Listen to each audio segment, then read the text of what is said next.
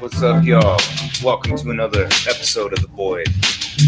As always, we have some dope beats by Sep Rock in the background.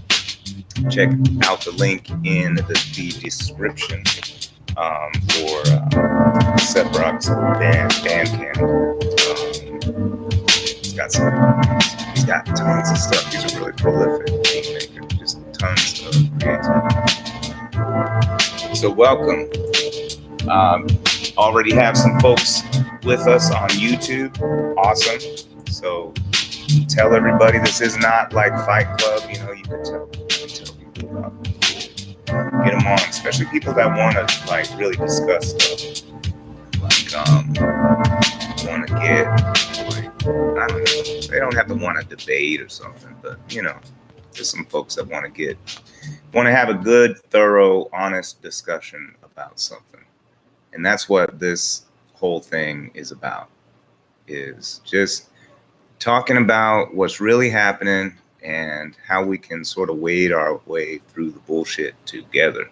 Because sometimes I feel like, you know, it's like in that scene in The Never-Ending Story when he has to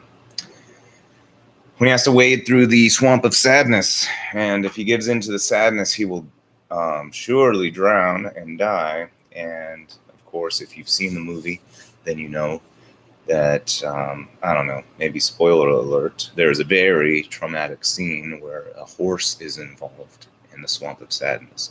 So I won't give you too many details, so that way you can have something to look forward to when that time comes up.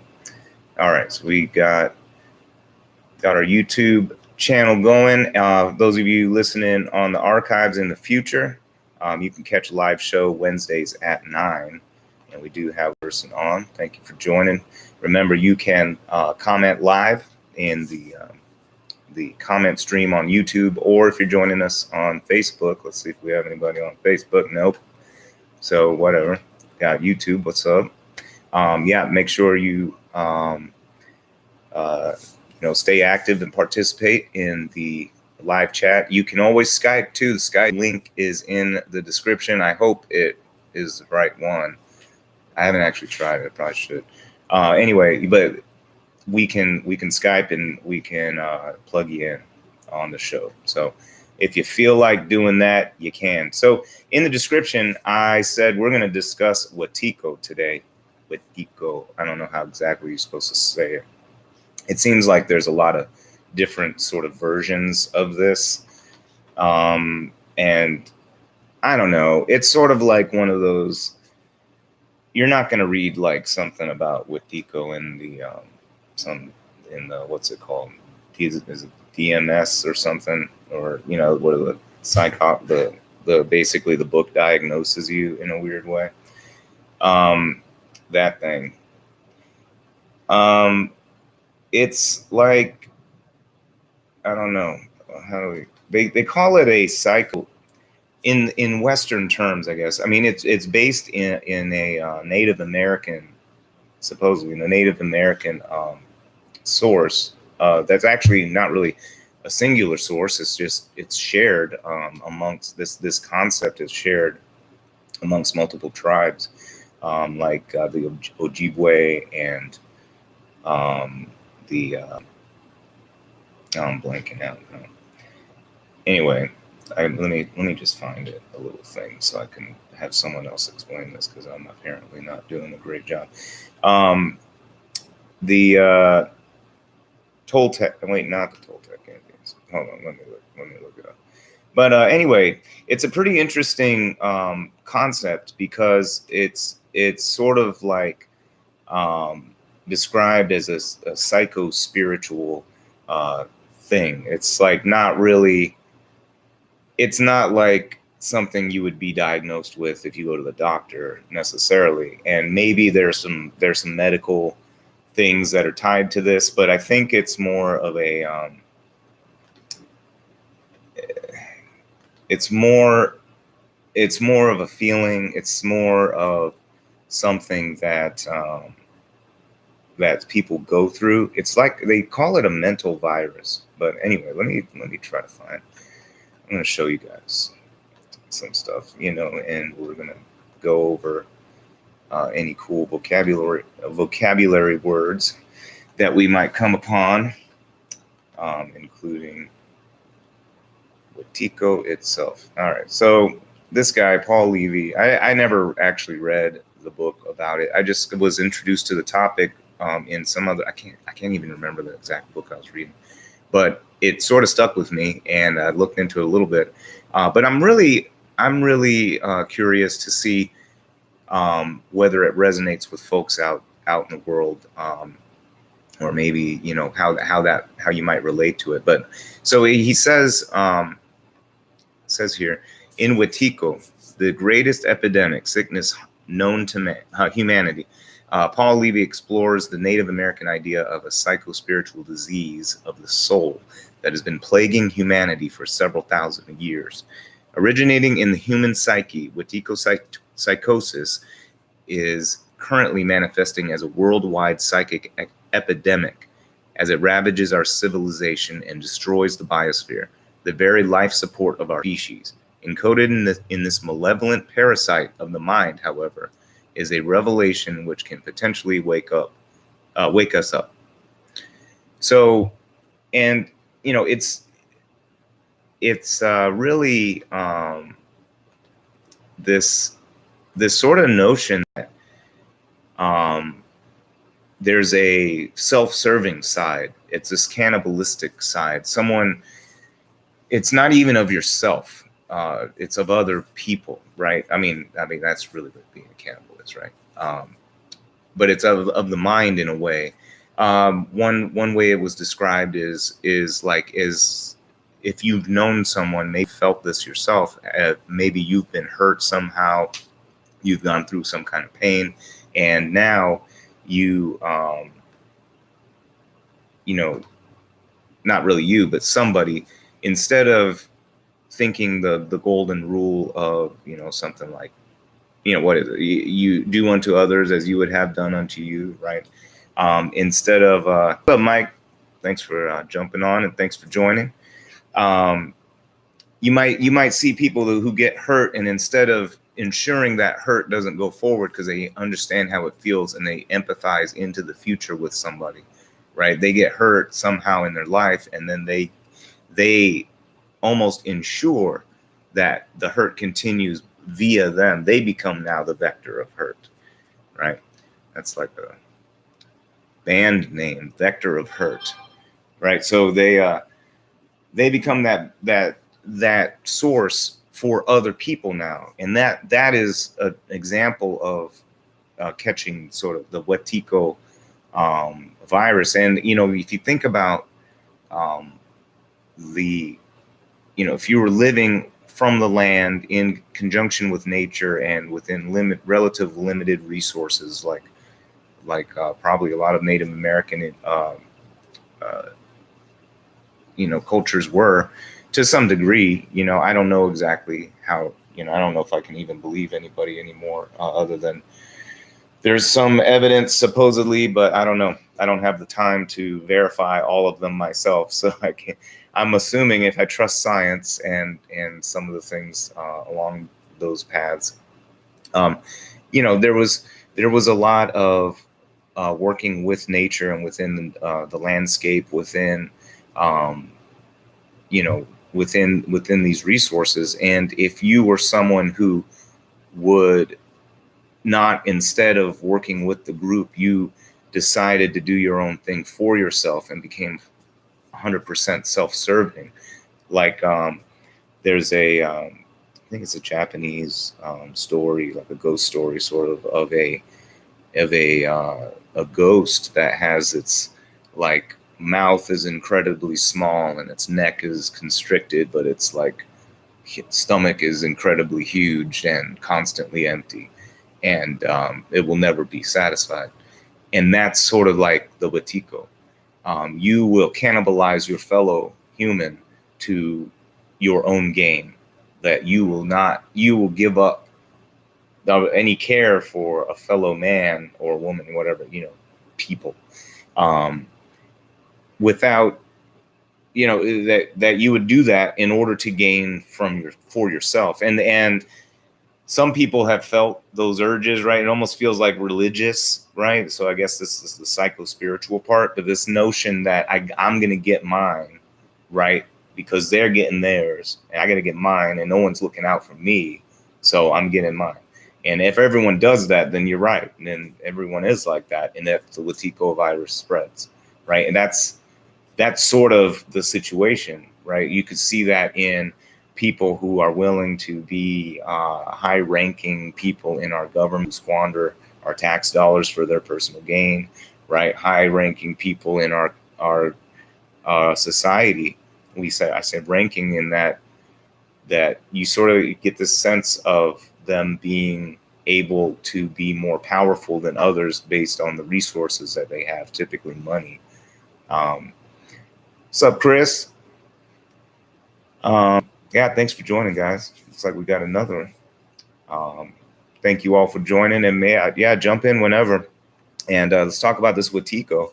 And so you can see how it would spread. So if and even there is you can think about like the opposite of this self-service. It would be sort of this altruistic giving of yourself to sacrifice, right? To maybe to almost to where you die, right? That would be taken to its crazy extreme, was you gave of yourself so much that you die. Right. So there's got to be a balance where you don't do that. Just like if you're so self-serving, eventually you'll kill everyone else off, and you'll be the only person on the world, right? And on Earth. So you can only be, your self-service has to balance out to some degree, or things fall apart, right? Same with your altruism. But the Wetiko is sort of that flip side of being altruistic and looking out for your fellow person, which sounds like, I guess you hear a lot of tropes about that in our current media and social environment, right? Stuff like someone's a hippie if they're talking like about sharing and being, one with nature, and being you know, being cooperative with others, that we are all here to help each other. And if someone's lazy, that we can find a way to deal with them somehow, right? But I don't know. But there's always this fear of someone being lazy. But because we've met so many lazy people in our lives, so it's easy for us to imagine that that might be a problem in the utopia. But I don't know. Some of that might be part of culture. I don't know. It's too hard to say. We're immersed in it. Does a fish know that it's in water and there's another thing out there? You know, that things. I don't know. Like, what do they know? If you are stuck in this one place, then that's all you know. So those are things that, like, in a way, like, people are born into the Wetiko virus in some sense, because we're getting closer and closer to this notion that we have to be out for ourselves only, and that be damned everyone else, because that's sort of how the world works. And there's a contention that it doesn't work that way, and that we as a species, as humans, haven't evolved that way either. And that this is sort of, based on this, a bastardization of Darwin's notions of change over time. And he didn't know about genetics and things like that. This was a long time ago when he was coming up with these ideas. And so those ideas get hijacked in this notion that for survival of the fittest. And we've talked episodes ago when I talk about when it is a bit crude, but when peacocks fuck, and the prophecy of the Dalai Lama, I talk about how we've entered a different era of human relations, or sex relations between men and women. I mean, there was a time, I'm sure, that we were more like lions, in that a male would win a pride, and it was like there was just rules and winner take all, or something weird like that. At some point that's an extreme. Whether it actually existed in human, I don't know, but that's an extreme for my example, where a male power and physical brute can find their way into mass procreation, put it that way, right? And the peacock is sort of in a different realm, a different idea, because why would an animal purposely put itself in massive danger just for the hope that they get to have sex? You know what I mean? Like in order to fuck, they have to go stand out where tigers can eat them. It makes no sense, but yet that is, something's motivating that change. Something's motivating them to have to do these crazy things, right? And who is it? Or what is it? It's the peahen. It's the female. Says, I want a man, or a peacock, right, that has this shit and this big ass tail and makes this loud, annoying ass scream, super loud, like, hey, come get me. If you can survive all that shit, all right, then I'll make some eggs for you, right? Think about it. Because why else would they evolve that? They should be evolving camouflage, like the peahen is more camouflage, right? She can hide. She can all of these things to survive in the jungle, which she's fit to do. She's, survival of the fittest, very fit for the jungle. Yet you got this crazy peacock with like 15-foot train, like just enticing any predators to come snatch it, right? I know they can lose their feathers out, so it can actually help. Not really help them. There was now I gotta try to think about. There's this Netflix show with Ricky Gervais.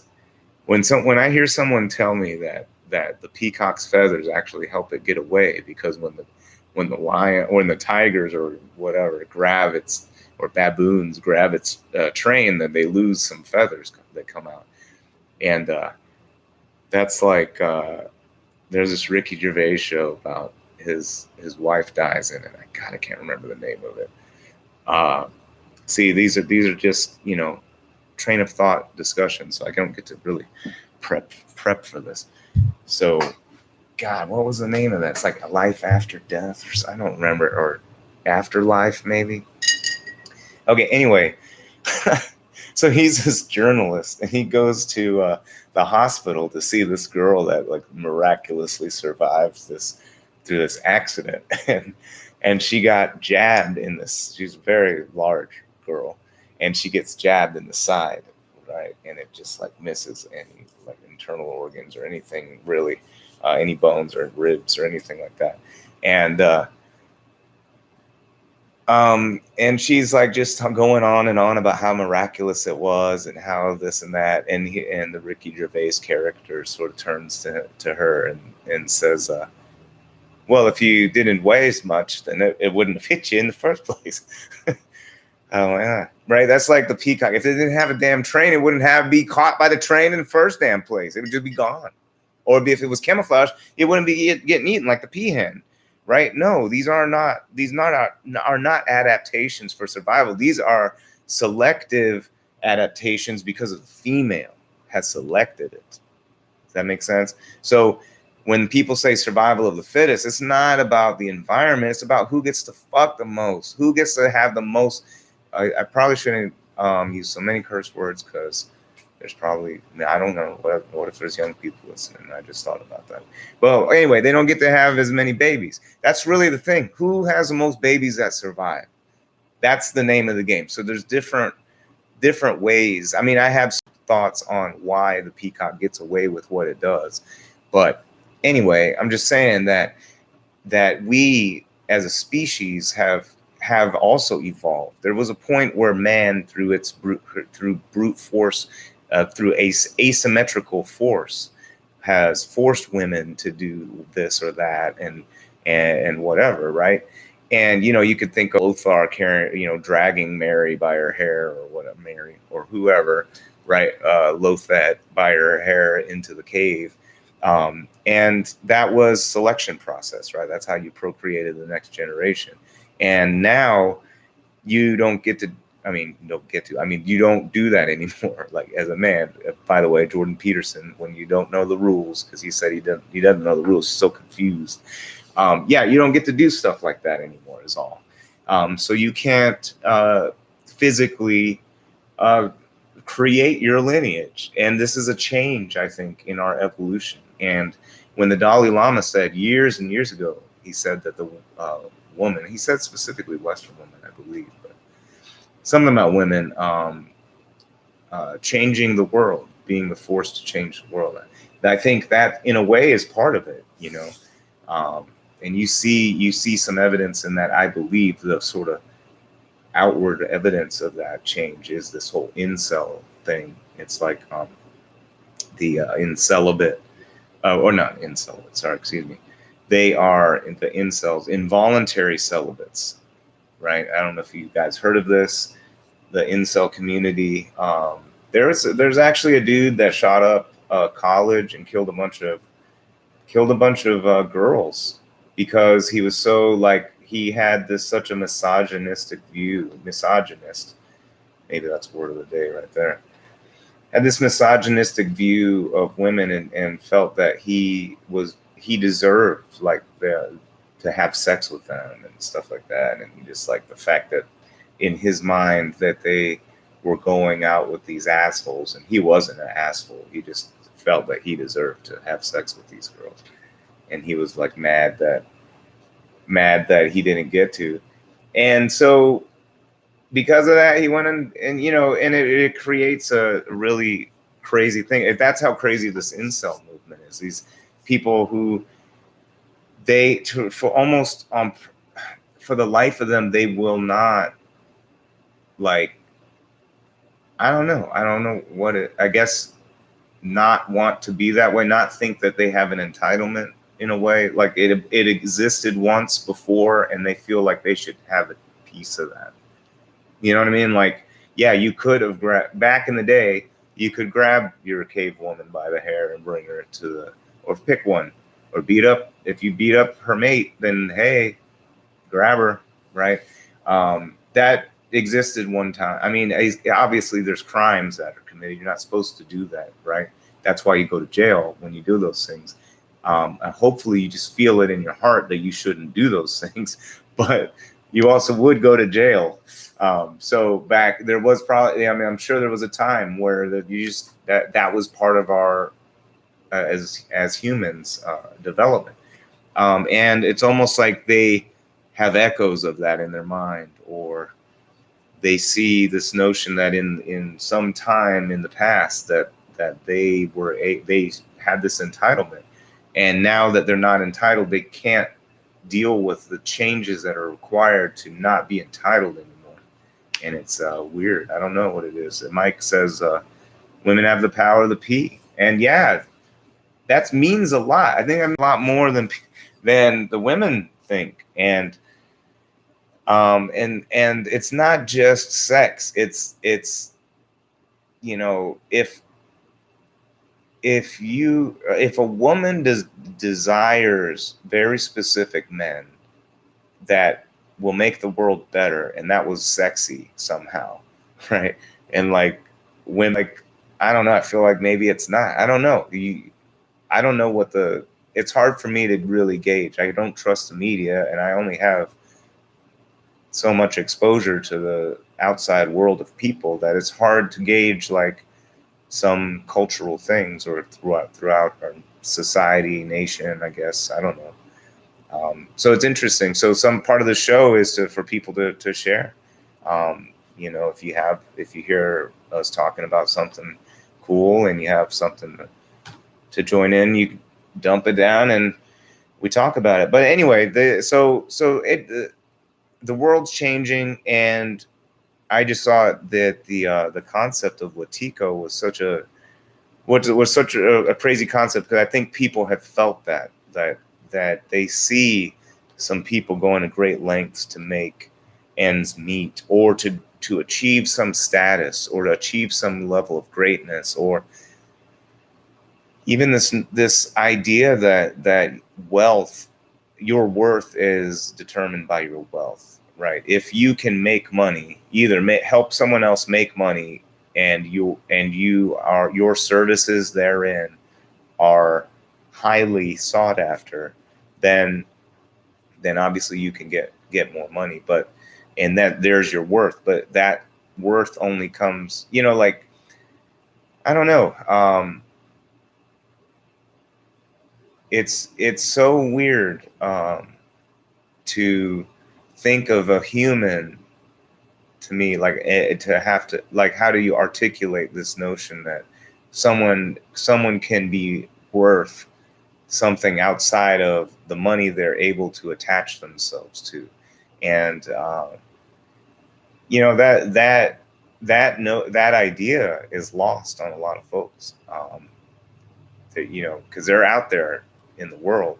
So if some of the folks that are joining us tonight, some of the folks that join us tonight might have different opinions about whether or not people's worth is tied to the money they're able to make or control, and the power they can wield. You know, like, what if you made houses for the homeless all day, and you took no pay, and you just volunteered to do that?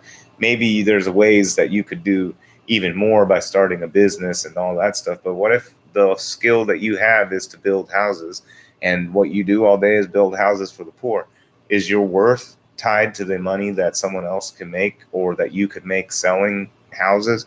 I mean, you're selling them to the poor. They don't have any money, or whatever. They're probably losing money on these things. So what is the worth? I would say their worth is much higher than whatever's in the bank account, or what, et cetera. So that kind of idea, the fact that it's being lost, is, I believe, a evidence of Wetiko. This, because once you start losing that, I think you are okay thinking of someone else as someone that, like a commodity, like something that you mine from the earth, and that has worth based on its rarity out there. And that's a tough one to do, because we live within that society, that system, and it's hard to determine otherwise. But let's take a look at what we got on the chat stream. All right, Chris says, here's the answer my mentor gives me about women. He says they are simply Eve, They have all the power. Yeah, I mean yeah, that's true. But that's now in the contemporary, because there was times in our past where women had very, they didn't have much power. And I mean that was sort of the point of contention, is that they really were expected to be subservient to some large degree to the male population. But there's a change in that. So yeah, I mean that's why it's the crazy thing is when we look at it that way. Well, thank you, Chris, for sharing. When we look at it that way, they have the power, but I can't remember the Eve story. Did she did it because the snake told her to? Is that what it was? I can't remember. There's a snake in there, right? God, it's been so long since I don't know. I mean, I don't, like I said, I mean, I haven't studied all the other religions either, so I don't feel that bad. But anyway, there's a, I feel like there's a way that Eve can change the world for the better. You know what I mean? And maybe that's what, through the story, is something that's suppressing that ability. Because if women, like, it takes more than, like, okay, so to take it to I guess this relates in a political way, in the difference between what you would, I guess, consider leftist versus what you would consider liberals. So like someone like a leftist would be talking about women, like just really looking towards changing the world and not succumbing to, I guess, saving us from Wetiko, being sort of that compassionate component of humanity, and really taking over with that and making that the normal, as opposed to the predatory and the Wetiko side of things. The Ayn Rand is like the manifestation of Wetiko, where they go and say that they literally say selfishness is a virtue, and it's like, wow, that's crazy. All right, so Chris says apparently the snake told her to, right? So told her what, but why? Because God was hiding something, right? She then got Adam to eat of the fruit, and he did, though he was commanded by God not to. Yeah, they were both right. Nobody's allowed to eat from the tree of knowledge. Or in other words, do not conversate with Satan, the unclean spirit. Oh, the snake. But what if the snake was telling them like I don't know, just where he came from, maybe like some old childhood memories or something. Like, what if, like, no talking to him, or just don't listen to him when he tells you to eat fruit? Let me see. Remember, he was there first, which is a completely different conversation, because how did man come before a woman? Woman give birth to, right? Indeed. But didn't he made him out of dirt or something, right? Didn't God make him out of dirt? And then I thought something about he made Eve out of his rib. So guys? I'm pretty sure they don't have uneven ribs. So like I don't understand how that works. Oh, just him, I guess. And then it just went back to normal.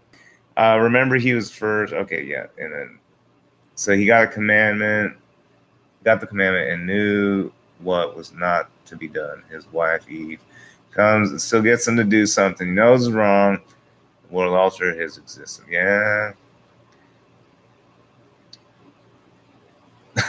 The snake says the snake was trying to tell them the truth. Yeah, well, so be it. I mean, I don't know. I think that on a completely side note, but sort of going along with the snake thing, I think that we underestimate the sentience or the consciousness, I guess, of animals. I think animals understand more than we give them credit for.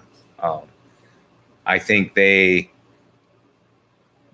definitely communicate more and are capable of communicating more with us than we give them credit for. And so I think we have a lot to learn because we've had such a human-centric view of everything that we've basically made animals our tools and completely um, shut out the notion that on some level there can be a connection with animals. Like there was a story about a freaking octopus that was like stuck in a jar or some crap. I don't know. This octopus was stuck, and this a scuba diver person, yeah, scuba diver was there and happened to take it out and release it, and supposedly the the diver released the octopus and proceeded up the beach, and like the octopus followed them along while they were just touring around in the coral reefs or whatever, and the octopus hung out with them the whole time. And then supposedly the guy left and then came back, and the octopus like shot over from some other place and came and hung out with him. I don't know, maybe not. You hear stuff about dolphins saving people. You hear stuff about just different things. You hear, I mean, they're out there. You can go look it up. Look up animal altruism while you're at it too, because we're not the only ones that are capable of altruism. It's crazy stuff. All right. Mike says, what was the truth? Chris says that we have the ability and power to chart our own course. We were created in God's image, meaning we have the ability to do anything and alter our lives due to the power we have within. The Bible says that throughout, but it has been watered down due to religious leaders who want to keep us enslaved and downtrodden. Man was created in the image of God, all-knowing, all-powerful. Well, there you go. So yeah, I think it's possible, but I don't know. How do you? I don't know. I don't trust. I don't know anymore. I don't know who to. I mean, these are big blanket statements, but I mean, I'm just saying that I think that. What I was saying is this notion that through the power of the P, but also that you know what? I'm just realizing that it's one in this case that I'm thinking is women manipulating men, right? Like the peahen manipulating the peacock to change the course of a macro future. That's like that. How would you express that in the real world? Like, you know what I mean? That's I guess what I'm talking about, and what I'm proposing. If women realize that they could do that, and there's evidence in nature, I guess that's my point. Is look at the raw natural state of things, right? And which we spend most of our time trying to escape nature. However, but we can't escape deep nature, right? Like we can escape the conditions of nature to some degree, right? Where we can create crops where no crops existed. We can learn how to manipulate life in order to suit our ends. We can do those things, but we can't really change deep nature, which is like what you find attractive is driven by something, right? That nobody sat you down and told you, or I don't think. I mean, maybe people have different experiences, but most of the people I asked, and there's reasons why I've asked this. Perhaps if we start getting Patreon subscribers, I'll tell you stories based on why someone has discussed this with me. But most of the people that I have discussed this with, when I ask them, Did someone ask you to make a choice as to who you were attracted to? I mean, yeah, has that ever happened? Did anyone ever do that in your life? And they're like, no, hell no, I just was attracted to someone. Like, okay, well, that who's to say that that's just how it is across the board? And to that degree, is it really something that you're sort of like a deep nature, like this instinctual thing? There's some other things, like I'm just trying to think of the most visceral type thing. This deep nature being stuff like us humans being social creatures, that we can't kill the lion alone, that we need our brothers and sisters to help us kill the lion. That we do better together than alone. Now, technology has changed some things around, but that's deep nature, that we grew as a species through this. Our shared ancestor, the ancestor that predates all things that most people would associate with being like monkeys and things like that are thought in our in a lot of people's minds in the lineage of human evolution, which isn't really the case, right? It's you got to look up cladistics. Man, that's another. I don't know if that should be a word of the night. It's a different kind of view of evolution. It's instead of a singular line, like one species begets this other species, and then you got these links in a chain. It's not like that. It's like way back there was this animal, right? And then this animal sort of went over here on this side of the continent, and then some of the animal population went to this side of the continent, and they were away from each other for so long that they eventually, the ones down south, they lost their fur or some shit, and they became really tall so they could like shed heat easily. The ones that went north, they grew thicker fur and they were squat and sort of compact so they wouldn't lose so much heat in the wintertime in the north, right? And so eventually, and really, how did they evolve that? It's whoever's babies probably survived the most. So the most stocky, furriest individuals that popped out of the breeding pool of reproduction, those sort of mutants were favored for those conditions, and they were able to pass those types of adaptations, those changes. They're able to pass that on through having the most babies. So somehow also on top of that, they must have been able to survive better than the others, and somehow through the selection of, in this case, I'm guessing animals typically that are that their body is highly motivated by the environment probably select their own mate. Through some kind of battle of some sort or something, because now you really do have a fit situation. I guess you could say that about the peacock. Like, you survive so well with all this shit hanging off you and you still have the biggest one, the biggest feathers and all that shit. I don't know if anything else matters in the peacock world. I don't know that much. But anyway, but you can see where the motivation of selection is. It's no longer really nature. It's the fact that I guess that they can beat nature enough to impress the peahen who wants bigger and bigger feathers. I don't know.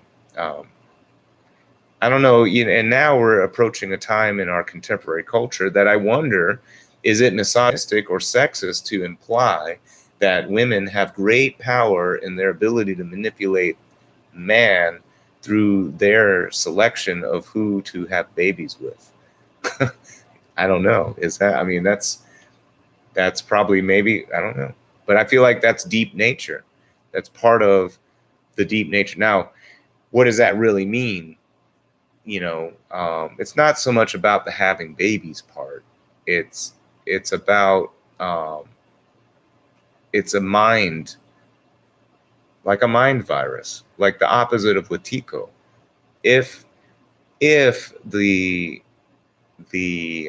that same deep, my point is the deep um, nature of attraction and selection can be manipulated by the human mind, being consciously aware of the nature of the selection and being able to change that. So it's not about who pops out and has this mindset of how the ideal or a better world is, and they have babies and the babies have ideas of better worlds. And that's where the shit breaks down, because we need to move from the normal climate or the normal weather into the air conditioning. Right now we're getting out of nature for a second and saying, okay, we recognize deep nature, and there are deep nature. What my point is with the incels is that there's deep nature back behind, I believe, maybe not.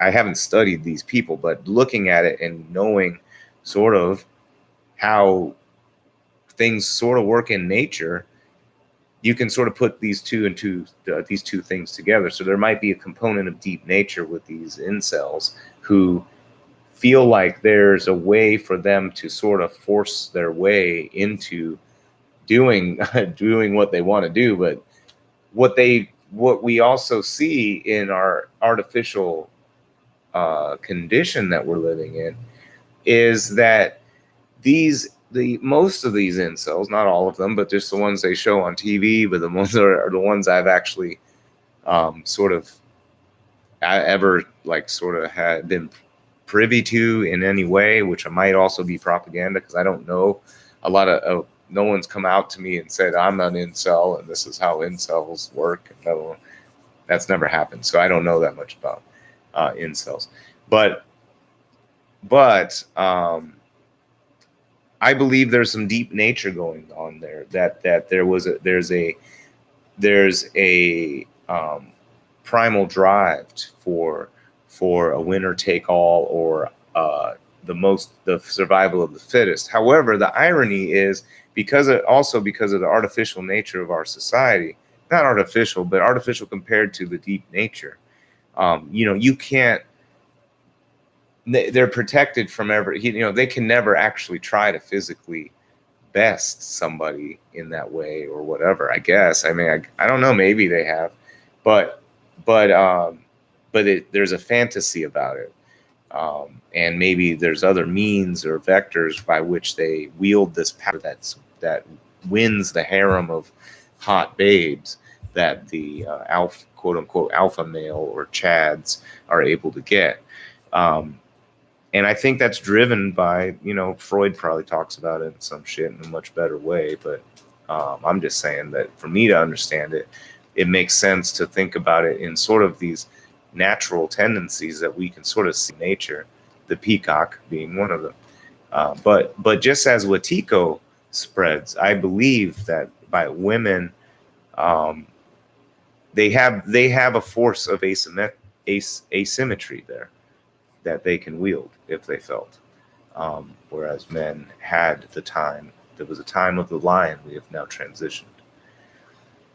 All right. So, but yeah, Wetiko was on the mind, and I'm hoping that more and more people can recognize sort of this phenomenon that they might be seeing in either themselves or in others. And that's really the other big key, is that maybe we felt that way, and I think humans are complex, like you go to idiot sites like or troll page. I don't know if they're even a real page. They're probably a troll page. I don't know. And I'm the biggest idiot.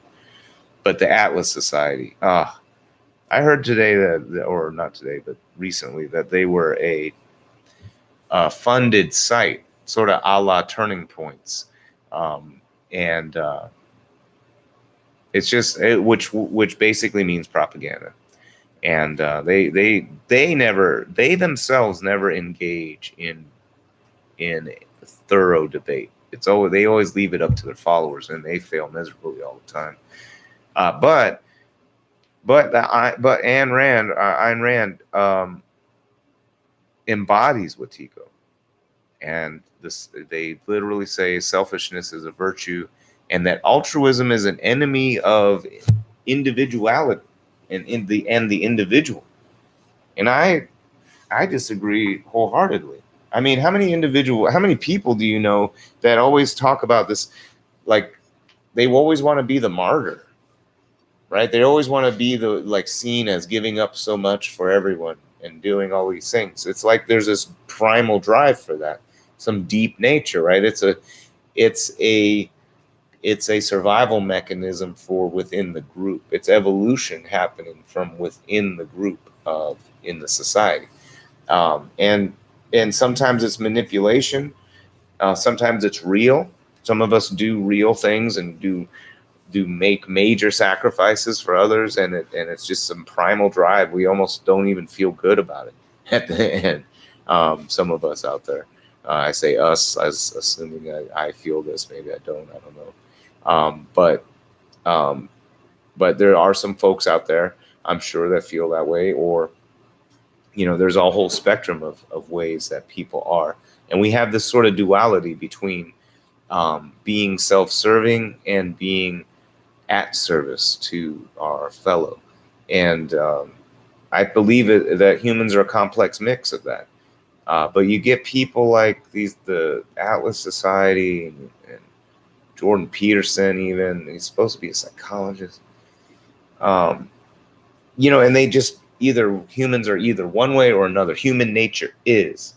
Like, I don't understand how they can say human nature is. Human nature is only baseline, really baseline stuff. Like, human nature is to follow a leader. Human nature is to want to be in a society with others. Human nature, these are parts of human nature.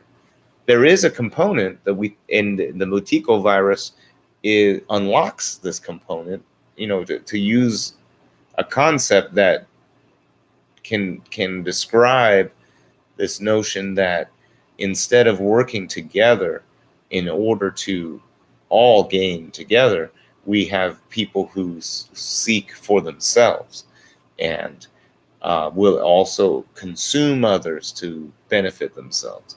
And that those people embody Wetiko. And the idea is, how do you recognize Wetiko?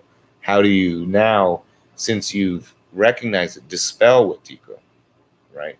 And it doesn't mean to take it to an extreme. It just means to recognize that around you are infected people with the virus, and you could succumb to the virus. And it's not the only one like that. I mean, to be honest, there's certain kinds of religion like that. Are all religions actually have the potential to be that way? Even science, or the notion of science. I won't say science, because science is a whole process. So if you follow the process, you are part of science. So if you prove science wrong, then great, you are now part of scientific discovery. Thank you. The world thanks you. But the notion of science, just the idea of science, some people succumb to that, and they don't do the legwork of science. We talk about the flat earthers, no offense, flat earthers. We talk about the flat earthers not doing the work, not doing the minimum that the people did in Mesopotamia 2,300 years ago, right? They were able to do these calculations and just observations using freaking obelisks and well water. And they were able to figure this shit out. Well, if you haven't done at least that much legwork, then you're not really participating. You're just believing out of faith that something is the way it is. And that's why sometimes I have to qualify myself when I say something, because I haven't gone through the rigor of scientific discovery to ensure that what I'm saying is 100%. I'm just going off of the idea that science is a process, and that there are people that still honor that process and feel that process is sacred. But just like anything else, if someone just rationalized some idea through science, they have now inserted the virus, and they are able to convince you of something. And sometimes it's hard to shake these ideas, even if you're presented with conflicting evidence that you have to like scratch your chin and be like, oh yeah, that's actually true. But yeah, well, screw that. That's just some hoo-ha. And then you just, bam, you're back at it. And so it becomes this mental virus. And there are a lot of mental viruses out there. Um, like I said, religion is an easy mental virus. If you look at the Nazis, that whole idea that you can sort of change your society around to believe crazy shit, or the fact that there was slavery was normal. Um, Things like that. There's a Wetiko spread. You know, the way that um, Wetiko was described was basically that Christopher Columbus, any of the new inhabitants to the to the new world, to the new world, um, they, or quote unquote new world, they were all afflicted with Wetiko, is how they were described. It's a madness. It's a thirst that is not quenchable, and it's a thirst of self-service. Um, and it's there's another thing. They basically just said they've lost their wits, and it was very important for some reason for them to highlight this term, lost their wits. But basically they've gone insane, and that's why people feel like the world's gone insane, because Wetiko has taken over, and it's a virus no one recognizes.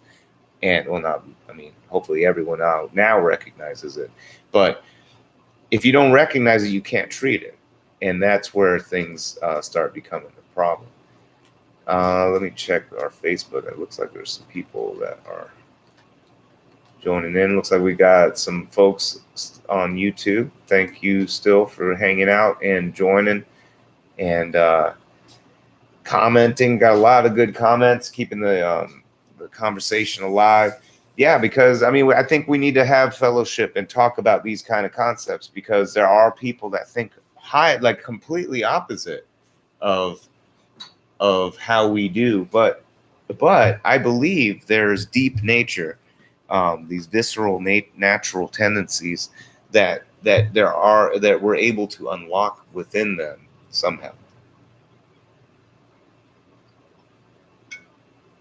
Oh, that beer's getting warm. Sitting here yapping too much. But yeah, oh man, I don't remember what I was saying. But yeah, it's something that we see around us. We are society. We see people acting a certain way, and we can't just label the entirety of society one way or another. We hopefully, through communicating to each other through shows like this, through various means, that we start seeing through things that are maybe made for us to see, right? Like the Wizard of Oz, right? And if you look behind the curtain, you see there's people turning the crank, but all of the things that are in front of us, some of those things are real, some of them aren't.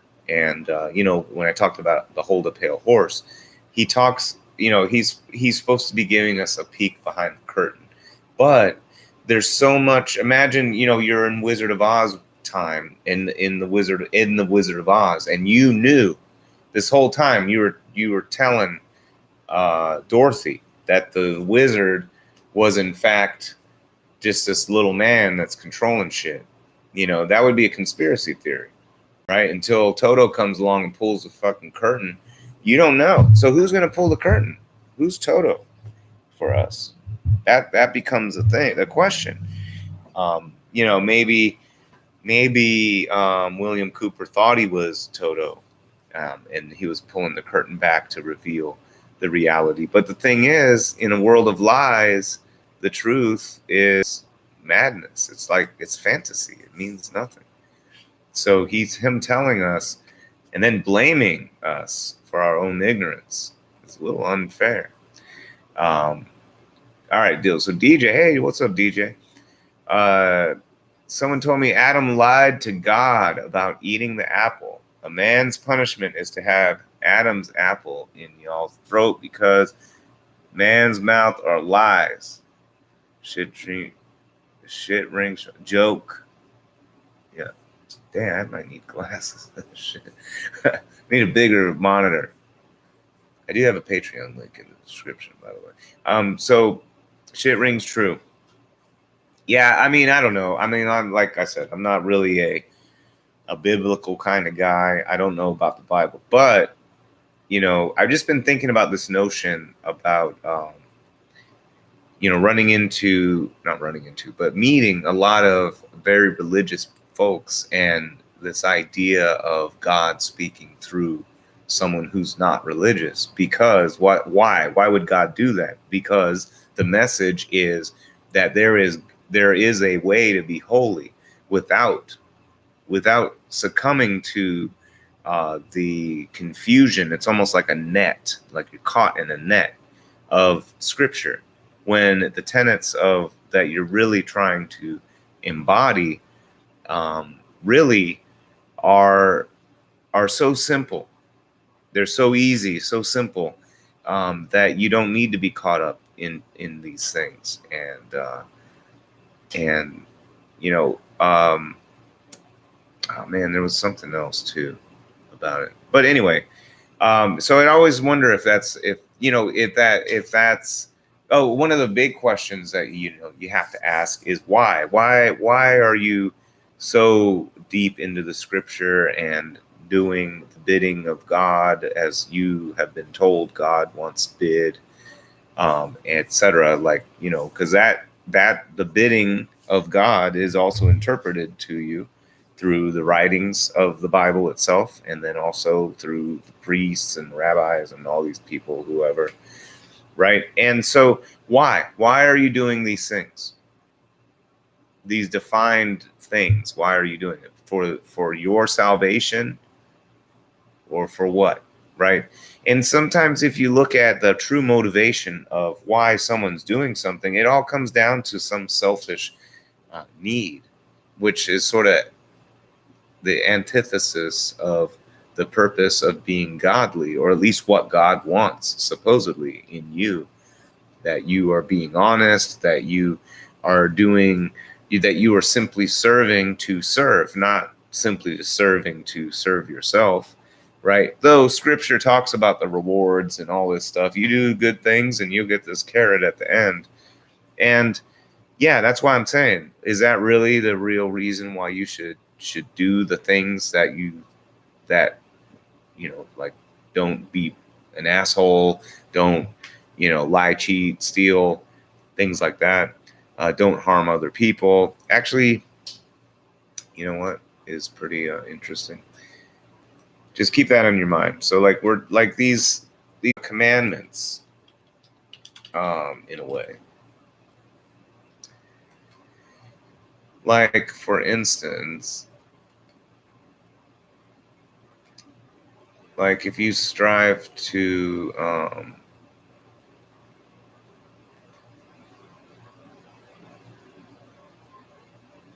let me see.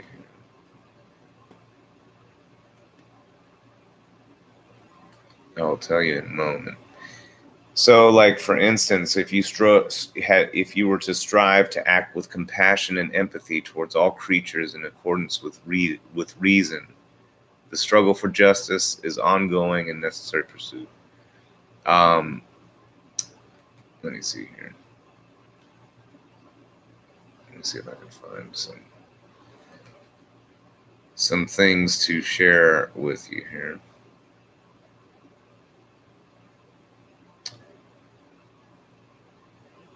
Oh yeah. So, like, if you have compassion and empathy towards all creatures in accordance with reason, right?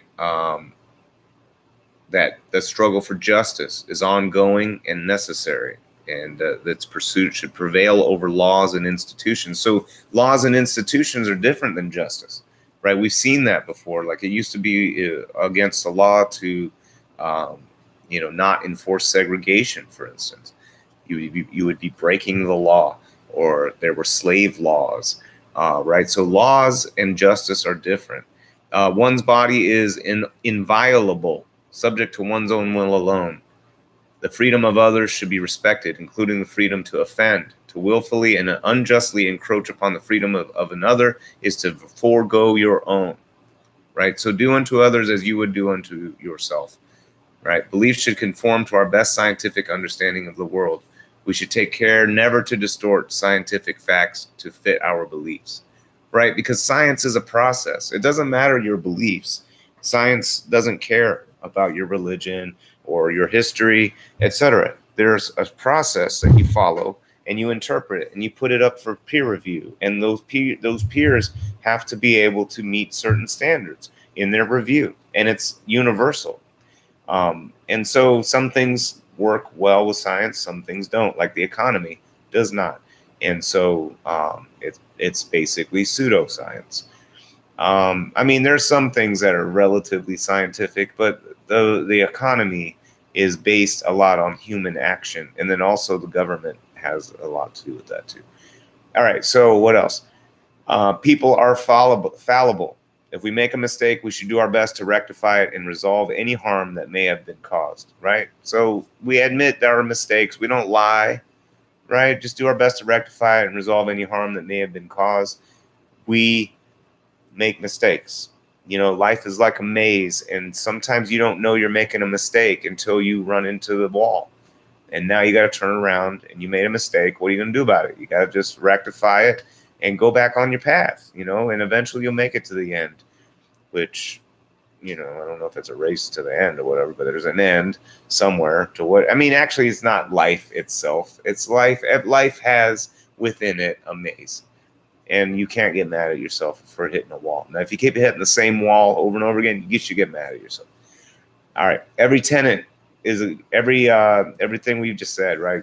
Is a guiding principle to designed to inspire nobility in action and thought.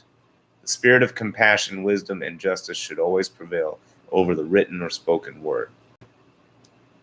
So that's an interesting set of tenets for sort of like this set of ideas that you could go along with that work with. I mean, I think it works within society, right? And there's some things that I feel like get lost in when people get deep into some of the religious stuff.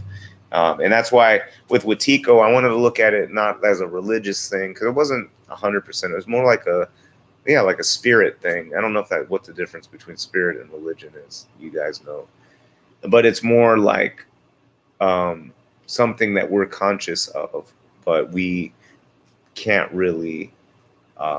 You can't really measure it. It's not an empirical thing. So I guess that would that constitute spirit? I don't know. All right, let's see what we got. Oh man, look at the comments. We got quite a few. What's up? What have I missed? All right, I had a male best friend who was an atheist. I watched a video of non-believers are less non-believers than Christians. It's always good to be open-minded. And Chris agrees. DJ says, I'm a spiritual, not religious, and I believe in the law of attraction. And Chris says, most people of Christian beliefs are always quicker to judge you than most other religions. I paused. Did I get writer's block? When did I pause? I don't know. Probably had to think about it. You know, and that's the thing about this, about me hosting the show, is sometimes I will see another side of something that maybe I didn't see. And sometimes it's because of you guys talking to me about something that helps me see something from another perspective. So now I have to question my point of view. So that's what I'm trying to encourage. Not that I'm like the best at it or whatever. I'm learning. Let's all learn together to be able to question ourselves. Make sure to think that can we think our thoughts through to some logical conclusion where we're not making shit up, right? We can't just like make a bunch of shit up is a big rule, a big moral of the day, right? Part of it anyway, because that would be Wetiko. If you're just going around making shit up, then you are now spreading Wetiko, because it's okay to lie for your own ends or to protect yourself in a way for your own mistakes instead of owning up. Now, this might upset some people, maybe not, but those rules that I read are from the Satanic Temple. They have 7 tenets. which I found that was pretty interesting. That these are actually sort of rules, not really rules, but things, the guidelines that make a lot of sense to me. If I compare them to the Ten Commandments, however, how many of the commandments have to do with God and Himself instead of how humans should be? It's about worshiping an idol or something like that, or like there's like one of these. If these seven tenets, you can't use these tenets to justify slavery, for instance, right? If you act with compassion and empathy towards all creatures in accordance with reason, then all creatures, even if you thought of other humans as not humans, if you had empathy and compassion towards all creatures, then you wouldn't treat them like a slave. You wouldn't treat them as subservient, right? Struggle for justice is ongoing and necessary. There's a Wait, the struggle for justice is an ongoing and necessary pursuit that should prevail over laws and institutions. I must have kept skipping something.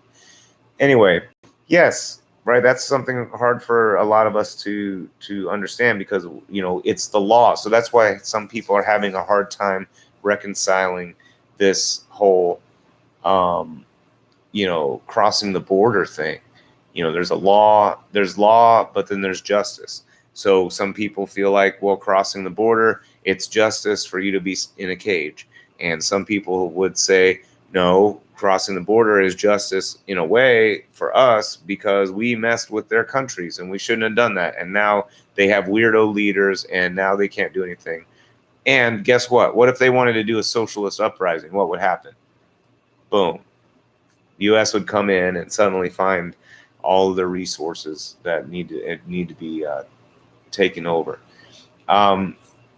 Right, freedoms of others should be respected, including freedom to offend willfully. Anyway, you guys, I've read them earlier. These are some just examples of things that people have come up with that are sort of ways that you don't have to be deep in specific words or whatever. And the reason I'm bringing that up is because of the way that things can be interpreted. I mean, I was listening to this guy that was just going on real deep about these different scriptures and how I was like, man, I don't know if I can jive with the same level of understanding. Like he was just saying things about, I don't know. It's hard for me to even articulate. It was just I don't know. I was trying to like make it make sense, but it didn't make sense to me. And to me, I was like, maybe you're missing the forest for the trees. But maybe I'm just a douchebag for even thinking that it could happen. But who am I to question an omniscient God? I'm not the one that said it. They're the one that said it. I'm just going along with it. And omnipotent. All right. DJ says, I don't go to church or really deal with Christian, but I have a relationship with God. That's my spirit. That's my spiritual, not religious. I agree with you on that we should apply the laws of science, but I am with a group of people that talks about the things science can't explain. Yeah, science, well, it depends. Depends on some things. Science can explain a lot of stuff, but there are some things that science can't explain. And that's the great thing about science. If you really cared about it, really like a whole lot, like crazy, then you would dedicate your life to figuring out the thing that science can't explain. Because guess what? That would be science. And science is constantly trying to explain what they can't explain. That's what makes science fun. And guess what? You get famous for explaining something that can't be explained. Now, stuff like Big Bang, that's hard to explain. Because, or what happened before, if that even was Big Bang, I don't know. I mean, there's a lot of theories out there and people test the theories. If you have a great theory and you can test and replicate and show everybody else in the world, then you will be pushing scientific bounds and you will be heralded as a hero of science and the humanities, I'm sure. All right. And DJ says, I get cussed out a lot on Facebook for my opinion. Oh, yeah, me too. Some people can be bullies behind the computer. Oh, yeah, I get cussed out all the time. I'm sort of a jerk sometimes. I lose my patience on Facebook, especially on Facebook. That's why I'm trying to get people to come communicate with me via this. Like, even if you're a debater, a troll, or whatever, totally different mindset, politically, everything, I don't give a shit. And you want to talk about something, let's talk. I'm fine with talking. Sometimes I get heated on Facebook because I'm tired of typing shit. It's the same shit, and it's just like I'm wasting my time typing shit, and I don't want to do it. So that's why I get pissed. I just start typing, and you can tell the more comments I gotta make because someone's being an idiot because they don't want to understand something or they're being disingenuous. I hate that. That's the thing about the Boyd. I'm not going to be disingenuous with you. If you jam me up and you hit me with something that I'm like, dang, I think about that. I might just have to get back with you next episode or something. I'm not going to be disingenuous. And like, you know, you talk about, you know, some of these libertarians and want zero minimum wage, right? You're like, well, what if you have a wage that you can't live off of? Like, it's not enough. It's just like there's so many desperate people that are willing to just raise their hand because they got to get something. Because if they do get nothing while they're searching, they'll starve or they'll lose their house. So they got to do something, right? So what if they're willing to take some super low wage, but they know they're going to eventually get, it's not going to last, but they got to get something, right? And so they get on to your job and doing your thing for super low wage. Well, now they've just dedicated time they can't use to find another job. So now they're in a hole and eventually they die. Like, is that okay? You know, and libertarians are like, well, I mean, eventually they'll die enough to where wages will go up, right? So either you're disingenuous and just saying that so you can win the argument, or you're really okay with people dying because they can't afford their house, like that eventually a wage low enough for people to die is okay because eventually the market will correct itself when enough people die. Right? That's what they're saying. Right? Let the market take care of it. So it's I don't know. It's some crazy stuff. Oh yeah, what was I saying? I don't remember. Something about, I think we started about people cussing each other out, but I don't remember. All right, DJ says, Mr. Boyd, you probably the person that cussed me out on my Facebook Flat Earth group. I didn't cuss anyone out on Flat Earth. I'm pretty sure I didn't. I haven't been messing on Flat Earth places. I only mess on the economics places.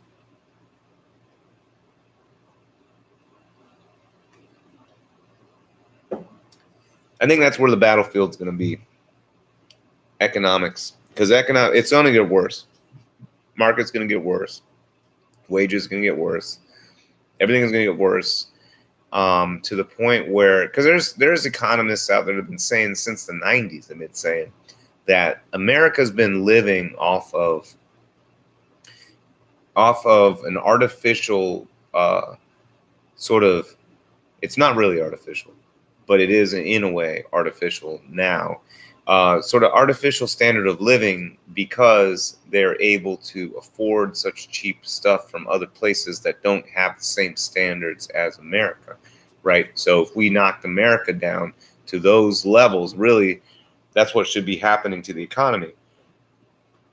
Now the U.S. goes out, sends their army, you know, the racketeers for capital, as basically General Smedley, a Butler, alluded to, where he becomes, you know, he just runs a racket and he just, you know, basically to make sure that to keep cheap goods and cheap resources flowing into the United States. Because if the fear is, if America gets turned into what it relies on the rest of the world to be, then there are a few people that will be very rich.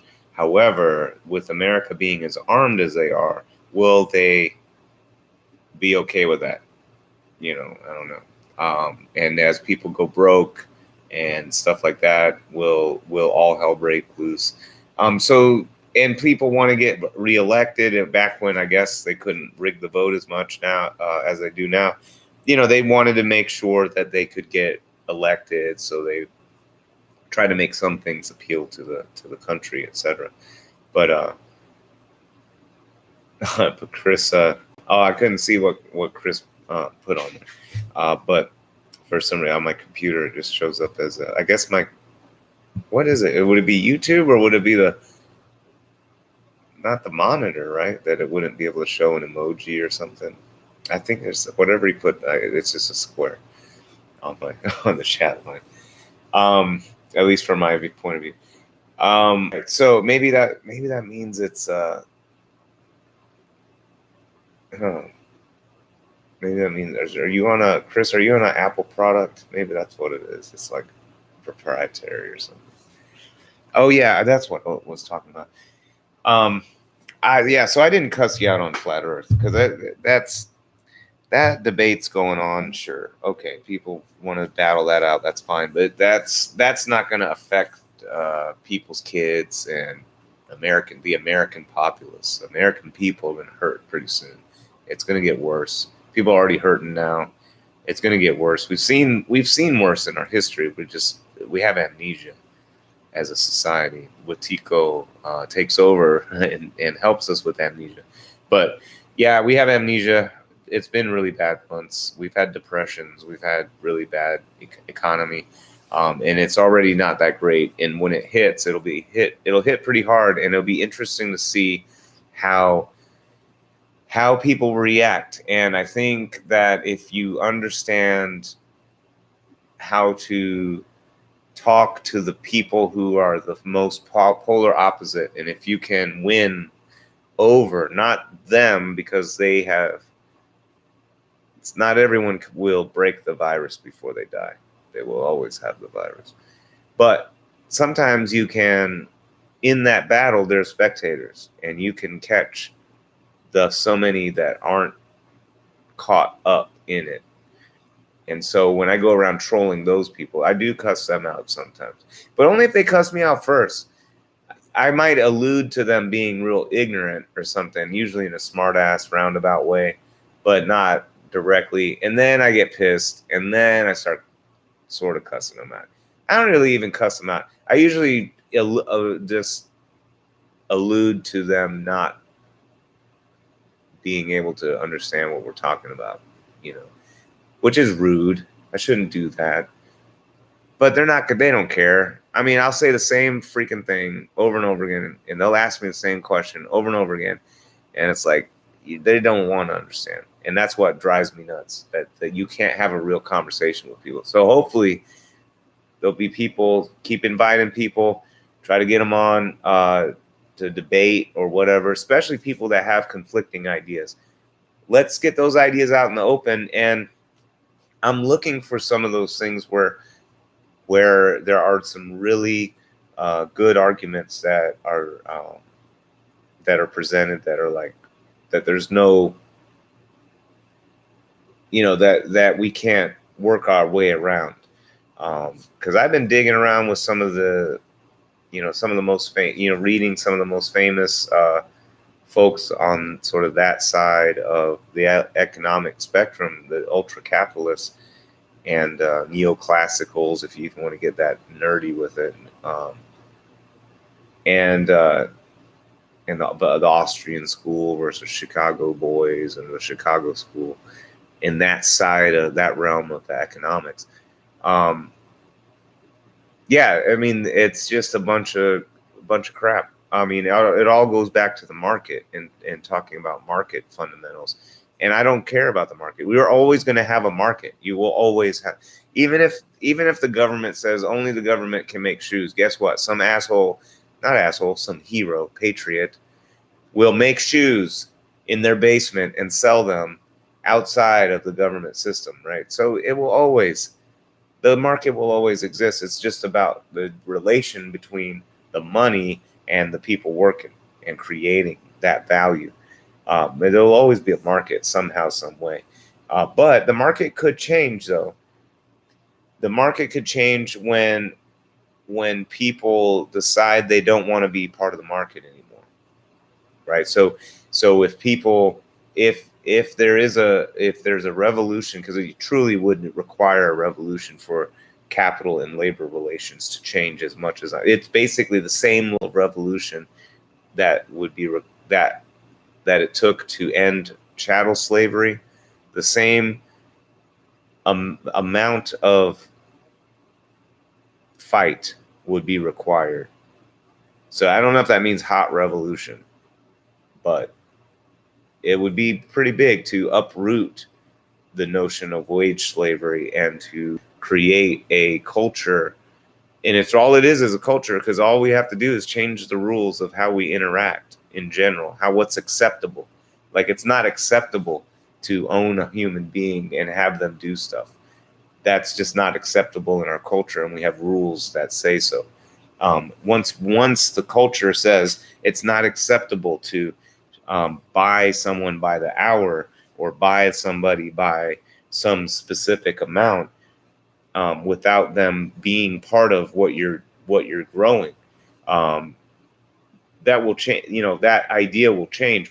Basically, what it means is, even as workers, if they're working long enough, and remember, it's not like the instant you hire them, it's over time, because time is what they're using when they're with you, because they can't take a chunk of their labor and hand it to you for the day, divorced from their body. They have to take their body, so you have to basically lease their body from them and what they would have normally been doing, but they have to survive, so they're working with you, right? So you have to, in the end, they, if we start looking at people as partner, just as we stopped looking, the culture at the time had to stop looking at people as property. We have to stop looking at labor as commodity, and treating people like the same as iron ore and stuff. And it sounds utopian and stuff. And the big thing is, it just takes more work. It does just takes more work to know, who do I really want to enter into a partnership with, because their labor is what's creating my future business and their future business, because they chose to work with me instead of someone else or whatever. You know what I mean? Anyway, that's where a big battle is going to be fought, I think, because shit's going to hit really bad. And then the question is going to be, how do we stop this from happening over and over again? Because it's happened in our life once already. Not that long ago, 07, 08. So 10 years ago, a lot of people were hurt. And it's been a long time. And eventually, capitalism it goes through its spurts, and it will crash again. And in that time, it will be weak. The economy will be weak. People are already looking for an alternative. And when that happens, more people will be looking for an alternative. And when that happens, that's when the potential of not having hot revolution could exist. However,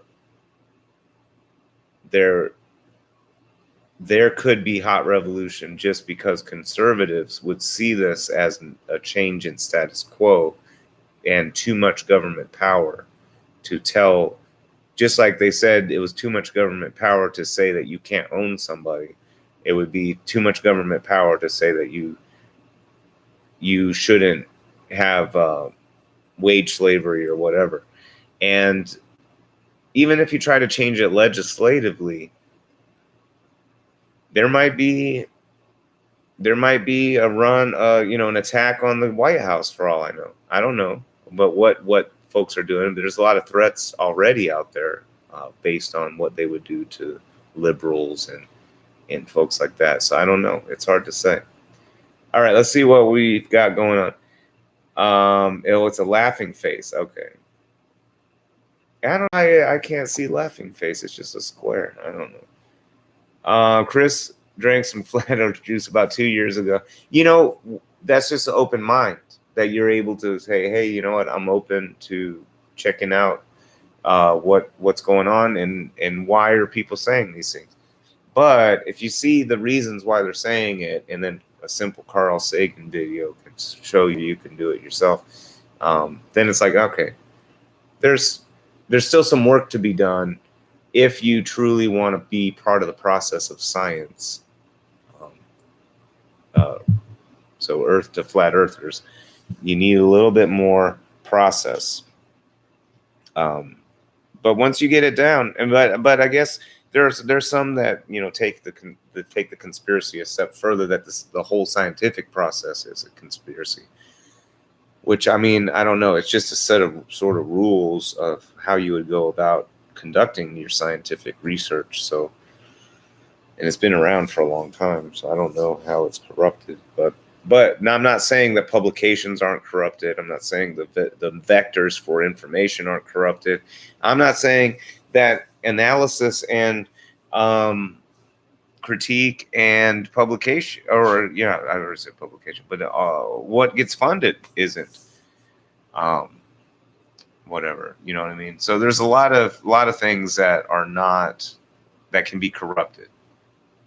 So science, in a way, I guess that is, in a way, it's religion, in that you have to have faith that the people that are participating are playing by the rules, right? By the commandments. And you hope that, and it's like when a Christian says, "Oh, well, that he's a Christian, it's okay," then that's supposed to make you feel better, right? Because there's sort of an understanding that this person's going to abide by some set of understood rules, right?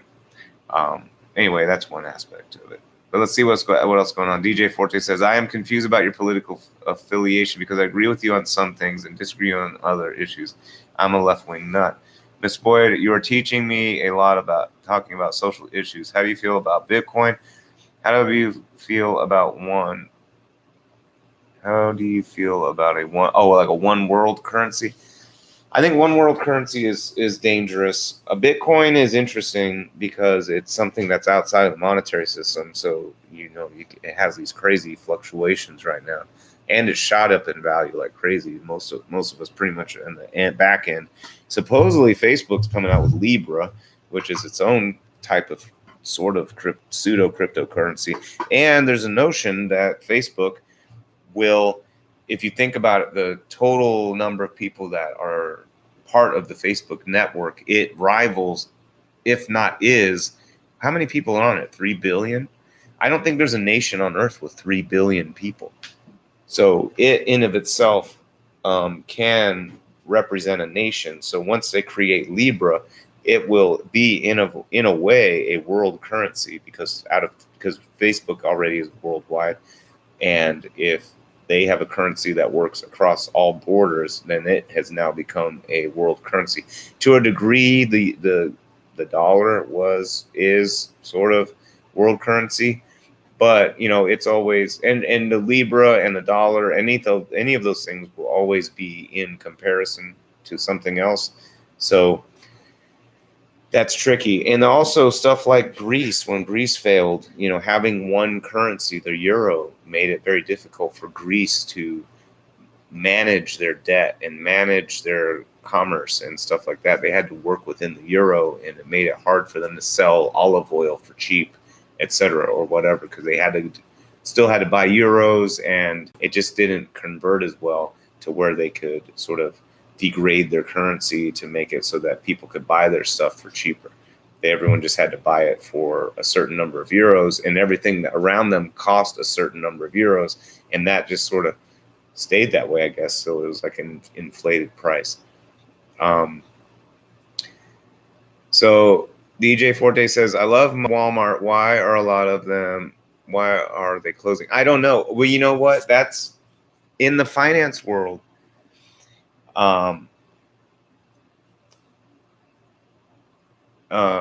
In the finance world, Walmart is a sort of counter indicator.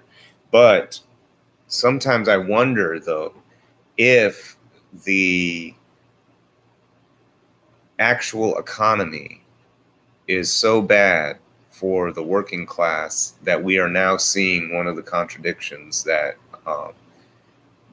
Karl Marx predicted, and in that as you reduce wages to the point where people can't afford to buy things, things start going out of business. And now people are looking at saving margins that are so, because of their savings margins are so thin that they're actually doing stuff like ordering online, for things, and to save some money. Even in the construction world, it's happening like that. And so eventually brick and mortar stores sort of just, so maybe to some degree more and more people buying stuff off of Amazon and these other ways are turning Walmarts into basically like duplicates of themselves. So they start closing them down. So now you have to go to specific Walmarts. That way they can save money by not having so much overhead, and just sort of forcing you to go to maybe fewer, larger Walmarts. I'm guessing that's going to be the case coming up soon. And that's sort of I believe that's the death knell. Eventually people won't be able to afford to even crap over the internet anymore. And the Walmarts won't even be able to, the super centers won't even be able to stay open, even though there's only a couple, because people are just too poor to go there anymore. And maybe not, even because there might be a point where we just can't afford to buy any of the stuff that, even when we export our low, the low labor standards and practically slave conditions in certain places, not all places, but certain places. I mean, if certain places have freaking suicide nets, it can't be good, right? A place to work. I've never worked in a place that had suicide nets, because I've never worked in a place that needed suicide nets. As bad as some of my jobs have been, they've not been that bad. But yeah. Chris says you hit it right. You hit it right on the nail with the Walmart connection and Karl Marx. Yeah, I mean that was why Fordism was sort of a thing. When he said, I think he sort of came up with that notion that I got to pay them enough so that they can buy. So he was in a way trying to fight a contradiction of capitalism, and you can do those things to some degree, but if you don't recognize the fundamental contradictions and drives of it, then it's like if you don't recognize Wetiko, then you can't change from it. You can't get the antivirus when you don't know that you have it. It's like the same kind of thing. I was talking to, and sometimes I feel like there's some really, really, really smart people out there making so much money, and it's like, why don't they see this? They act like they don't see this, that this is inevitable, that this is coming, this is happening. And I'm like, they know it. They know it's coming. They know it's happening. And what are they doing? They're scrambling as much as they can.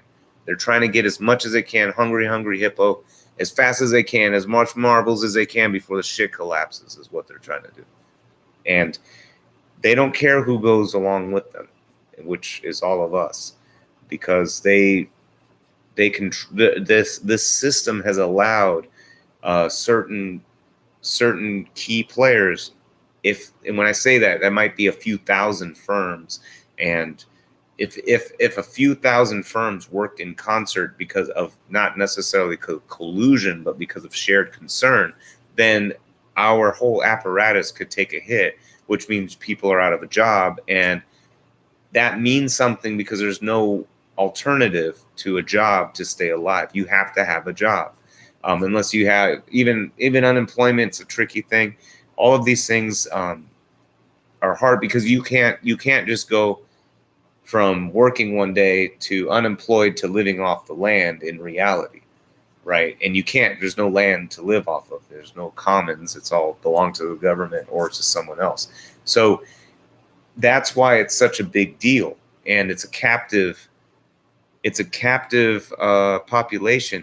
And all these super smart people, they have to know this, but they don't talk about it. And it makes me just really wonder how deep Wetiko is, that they can be so disingenuous with what's happening, and it's just like these people that are so smart, but it's like I was talking to a buddy of mine about people on coke, And he was like, man, these people on coke, man, when they want it, man, when they get hooked, man, they get smart, man.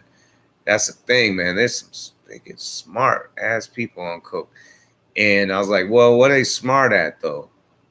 I don't think they're gonna save the world from hunger. They're not gonna go cure cancer, right? What are they smart at? They're smart at getting more coke, right? I mean, they'll devise a way to get more coke. They will finagle and do whatever contorted ass shit they got to come up with to get more, get the money to get more, right? But they're not doing it to go. They're not gonna go do some crazy smart shit that's like, like, oh, I've solved like, like the grand theory of physics or some shit. Nah, that's not like that. And that's where the capitalist mindset is. They're smart at getting more money, but they're not smart at really reflecting on in the macro scale of what they're doing. And maybe they are, and they have to suppress it. And that's Wetiko, because they've seen it, they caught it, and they have it. And now, until they recognize it, which they won't, because why would they? It serves themselves, and they've served themselves so much that the stomach of the ghost is now not even reaching full. It will never reach full, but they have filled their stomach more than everyone else. So that's all that matters. Maybe, I don't know what's the true motivation. And the libertarians would say, fuck you for asking. And I say, well, it affects us, And when they get Wetiko and they decide that they want to cannibalize us, who's to stop them? And I think we've seen that in our past, and we see it now. All right. DJ says, I watched the news on how some people who live in California work but live in their cars. Right. Yeah, I heard about that. Full-time jobs, right? But they live in their cars because they can't afford housing that's anywhere close to where they work, too. And they have higher wages, but the cost of living is crazy, right? Mike says Florida is becoming the next California. Yeah. And Chris, I don't know what that symbol is on YouTube. But, I don't know why it doesn't work like that with emojis. Anyway, but yeah, I mean, it's because it's a never-ending consumption of self-service, and it's I don't know, it's dangerous. I think, but I think together as we talk about these things and sort of bring them to light, I think that it helps. It helps us reflect on the things that are around us and who we want to be, and I don't know how we want the world to be. How do we envision a better world, right? And it sounds corny, but a lot of us have kids, right? What kind of world do we want to? I mean, like how is it that sounds corny? We borrow the earth from our children. I don't even have kids, and I understand, right? That we borrow the earth from our children, and that we need to keep it real for them. Everything the same for them. We can't fuck it up with irreversible damage and like, oh yeah, sorry, fuck this shit up. Here you go. That's sort of fucked up to do that shit, and we're doing it. And then we have to wonder too. I mean, there's some people that care a lot about this shit, and then I don't know. Some people out there, especially about animals, people care a lot about animals. And when if they somehow know that a certain person is responsible for the death of a lot of animals or destruction of their habitat or these things, and they start feeling very strongly, they're gonna take some action. I don't know, but I just wonder. I'm surprised it hasn't happened, but there's someone out there. People start feeling a certain way, and then they also feel like, I don't know, got to do something, I guess. I'm not telling people go do something drastic. I'm just saying I'm surprised. I always say that. But anyway, maybe through spreading the word and talking about these things, like I said, we can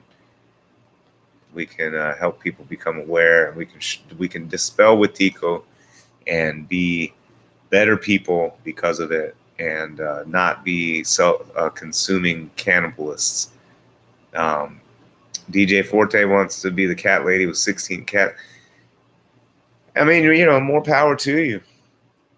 I think it'd be tough for me, I have bad memory, so it'd be tough for me to take care of 16 cats and like really know that I'm spending enough time with them individually. But I would commend you at being able to do that. So that's something I would not be able to even fathom. So pretty cool. Yeah, 16 cats. There's people like that though. I mean, I'm just saying. There's folks that would have 16 dogs if they could. But anyway, so tonight I want to thank you guys for joining me. We gone about almost 2 hours, so that's a pretty awesome show. But keep these things in your mind, and if you guys got some topics you want to talk about, drop them in the comments, or tune in next Wednesday at 9 p.m. Also, if we start getting Patreon subscribers, I might be able to start doing more episodes, maybe special Patreon episodes. The link's in the description. If you have some ideas for some stuff that you'd be willing to subscribe to on the Patreon, let me know, and I'll start creating that kind of content for the Patreon thing. This has been another episode of The Void, and tell your friends. And I appreciate you all tuning in. And thank you, Mike. Thanks. This was a great episode. All right. Thank you, Chris. Thank you, DJ. All right. And again, we've got Sep Rock on the beats. Link in the description. Come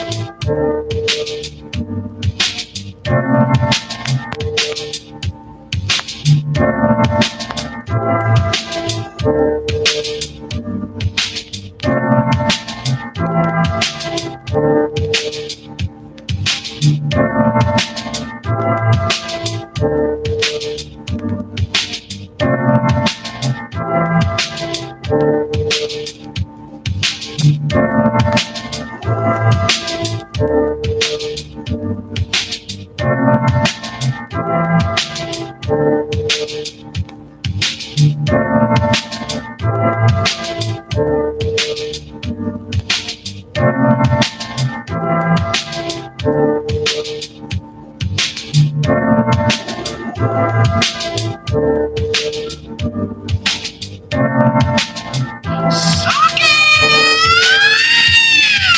must miss him so much. You must miss him so much. You must miss him so much. You must